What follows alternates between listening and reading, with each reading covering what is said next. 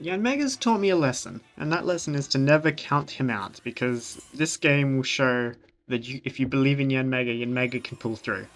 But anyway, if you saw the team preview, you'll see that I've got a bunch of just Sun Team nonsense against some OU meta threats, and one of those OU meta threats that can completely rip apart my team is the shiny Masquerada that my opponent leads off with. And I'm a scarfed cleaver. My Barry the Chopper's out here with his little scarf, and my opponent is not going to predict that, and we're just going to use the quad effective X scissor, and we're going to get rid of that big ass threat Masquerada. And so Barry the Chopper's going to have his little roar of dominance, as now in comes Glamora, and I am choiced into X scissor, and I do not want toxic debris all over my face. So I'm going to make the safe switch into Suicune, as the Glamora is going to go for the Stealth Rock, which is there's nothing really I can do about it. None of the Pokemon on my Sun team have heavy GD boots, and they're all kind of weak to rocks, so it's gonna be a pain. But he's gonna switch out into the Hisuian Gudra, as I'm gonna go for a Calm Mind on the switch, because nothing on his team was that much of a threat to my Suicune, so I thought maybe I'll just get up one Calm Mind, try and do a little bit of staying power, and I'll just try and scald the Hisuian Gudra and try and get some burn going on it, because these things are tanky. And seeing as I did a hot load of nothing with my Scald at +1, and I know Hisuian Gudra's pretty bulky, but I think that's Assault Vest level bulky. So he went for some Acid Spray to lower me to -1 special defense. My second Scald does thankfully get that burn, so this thing will eventually die. And he goes for another Acid Spray to put me down to -3. And that's not too great, because now it's more likely it's going to hit me with something a lot more potent than just a normal Acid Spray. So after it takes burn damage, I decide I think I'm going to have to go to Spiritomb in this one, my 108 problems, because I don't want Suicune going down just yet. It still looks like a good matchup for a lot of his team, and I think maybe if Spiritomb can live a hit and go for the Destiny Bond, we might actually be in a good position. So hopefully it goes for an Acid Spray. But no, it turns out my 108 problems is now about to become 109 problems, because it just gets a few Draco Meteors dropped on its ass. And I get hit down way into the red. And the lefties is not going to make it, so I can survive. But the Gudra's going to have to take another turn of burn damage to actually have to finish me off, and so I can go for the Destiny Bond to kind of force it to stay in Draco. So, sorry Spiritomb doesn't get to do too much this game. He has had some standout moments, don't you worry. But now I'm going to switch back into Kleavor, and the close combat's a little obvious. I don't think he would stay in. He's at -4. There's not really a reason, so I'm just going to go for the Stone Axe to set up my Stealth Rocks, so now both of our sides can punish switching. And he sends in the Glamora just like he did last time, and the Stone Axe actually does over half, which kind of surprised me. And also it's kind of funny to see the Toxic Debris and then the Stealth Rocks in the same move, from one from an ability, one from a move effect. And I figure I kind of want to kill this thing, and I'm happy to trade that for an extra layer of Toxic Spikes. So, Barry the Chopper chops up Glamora, and down it goes. So, I have Stealth Rocks and 2 Laser Toxic Spikes on my side, and he's just got Stealth Rocks. And that's not so great, but in comes the Corviknight, this Skarmory 2, and I do not want to take anything from that as a Kleavor, so I'm going to do the safe switch back into Suicune, who is going to get hit by Pointed Rocks and Toxic Poisons, so it might start bracking up, but it's okay, we can handle that. So the Body Press from the Corviknight doesn't do much at all, and Suicune's perfectly fine to take that. And I figure I kind of want to get the Scald off, and I'll try and burn this thing too. So I'm going to go for the Scald, and they just immediately switch back into the Hisuian Gudra, because of course they do. It's the tankiest motherfucker on this planet. And the Scald, once again, is going to do basically as much as the Stealth Rocks did, which is just nothing. And so after some Poison and Burn, I'm going to switch into Barry the Chopper, because I expect the Acid Spray, and I figure Barry can take one Acid Spray and then threaten with a close combat or something, and I imagine I can get some good damage up on something. But to my surprise, he actually just goes for a Draco, which is a bit of a shame. It does take out Cleavor, but it does leave me opportunity to send in something to try and revenge kill this thing.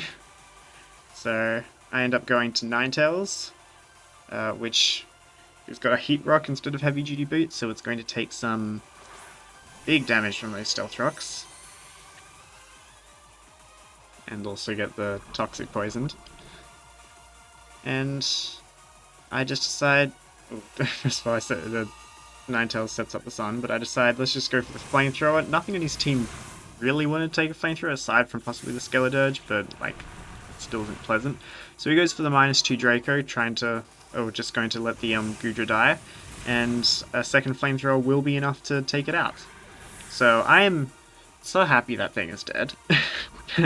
But Ninetales is not surviving another switch in, and the sun is the only sun I'm gonna get. It's like we're out in Canada or something, I'm gonna get like one little week of sun.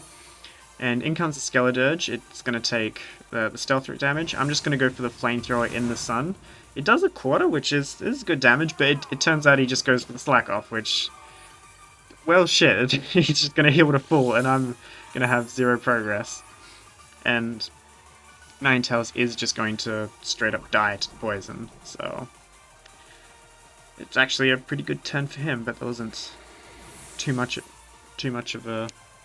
It was too great a risk just to switch in case I was going to, but I think about sending in YanGiga, but I think, nah, Leafeon's time in the sun is the only time it's probably going to get, and hopefully a knockoff can surprise this guy and hit the Skeledirge down to, I'm going to guess red, because it's a pretty, or at least low orange, because it's a pretty bulky crocodile, and I'd be happy with YanGiga to come in and kill it after that. So I go for the knockoff, and he just makes the safe switch into the Corviknight, which, yeah, objectively the correct play.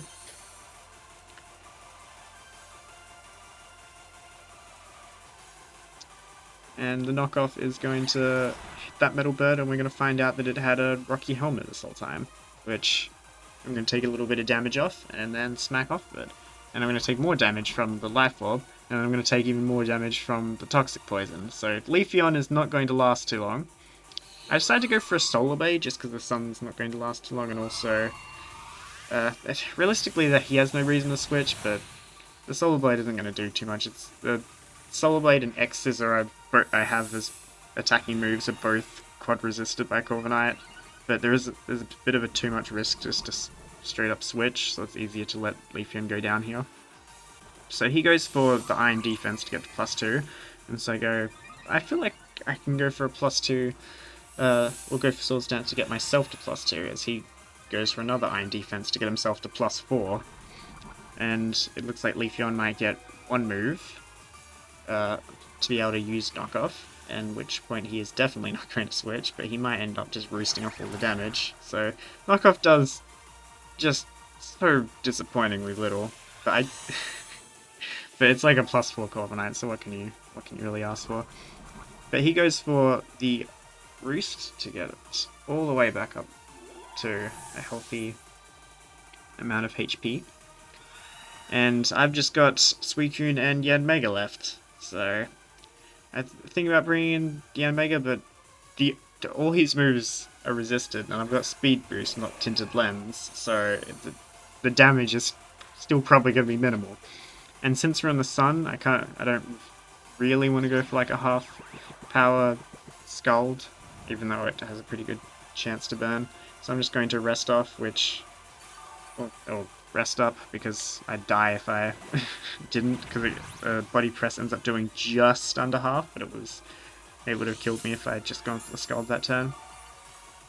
So, but here, I'm going to get to have 2 turns of, 2 tries to be able to go for a Sleep Talk Scald, which in hindsight is actually slightly worse, but hindsight is indeed 2020, so we're going to hit rest off of the first Sleep Talk, as he is just going to go for the Iron Defense to get himself all the way up to +6. So this is one defensive-ass Corviknight.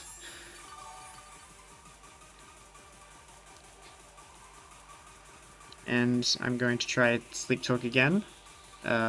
This time, I'm...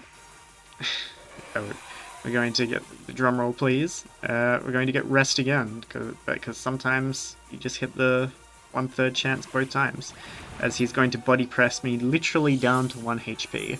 And so I know I'm going to wake up this turn, so I can either rest and then take another chance of Sleep Talk Burn, or I can just Scald Burn and try and... Or I can wake up and try and get the Scald Burn and just let YanGiga do all the work, but the burn doesn't happen. YanGiga really is just my final hope here, and it's a +6 defensive Corviknight, which is only relevant for one very specific reason. It's because this YanGiga isn't just any YanGiga, it's YanGiga. It's the next level up. This boy's got Psych Up. He knows how to copy stat changes, and so he's going to copy that +6 defense. And now this Corviknight, I feel like he's going for the defog. It feels more like a BM than an actual misplay, but we're going to see him get a little bit punished for that, because he needs every bit of damage he can get on this YanGiga. Oh wait, because it feels like he should have just gone for the Bloody Pest to try and kill me there. But I suppose he can be defogging just so the Skeledirge doesn't take the Stealth Rocks. But he's going to Roost Up, as I'm going to Air Slash, because Air Slash, while resisted, still is my best move. And if I can get enough flinches, or just a crit or two, I probably can kill the Corviknight. It'd be a little bit rough, but he's going to switch out the Corviknight and go straight into the Skeledirge, which is going to attack on the special side and can roast my little flying bug, my little dragonfly. But yeah, YanGiga ain't about that.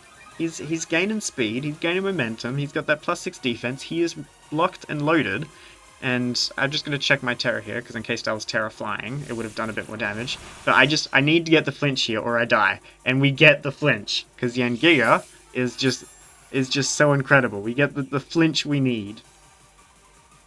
The flinch we need, and we're just going to keep on gaining speed with our speed boost.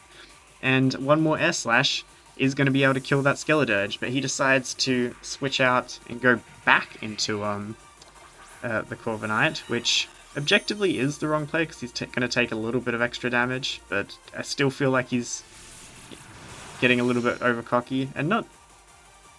It's a... Oh, but we're going to go for... We're just going to keep clicking Air Slash. It's just we can do this, and we get the flinch, because YanGiga is just unstoppable. He doesn't care that things are resisted. He's just going to flinch you, and then he's going to still not miss his Air Slashes, and he's going to flinch you again. And you can't count him out. YanGiga is just the greatest dragonfly to ever exist.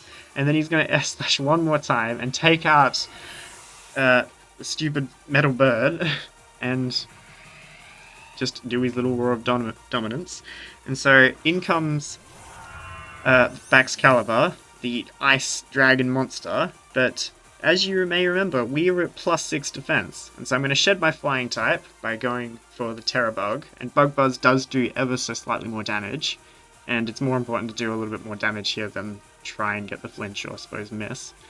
So we're going to Terra Bug, and this is the Baxcalibur and the Skeledirge, the only Pokemon he's got left, and the Skeledirge will die to a single Air Slash, and the Baxcalibur is going to taste what it's like to lose to a YanGiga. So he's going to go for his own Terra, as I've gone for Terra Bug, and he's actually going to be Terra Electric, which is really interesting. It does mean that if I'd gone for an Air Slash, it would have been resisted, and now my Bug Buzz is just going to definitely not be resisted. as I do over half of the Bug Buzz, which is so excellent. He's going to go for Icicle Spear. Look how little this Icicle Spear does. I don't think you've ever seen an Icicle Spear from a Bax Color do so little to a YanMega, because he's at +6 defense. Incredible. And seeing this, my opponent is just going to run, and it's just going to be game over. So I hope you enjoyed it. Seeing YanGiga put in work. So much fun.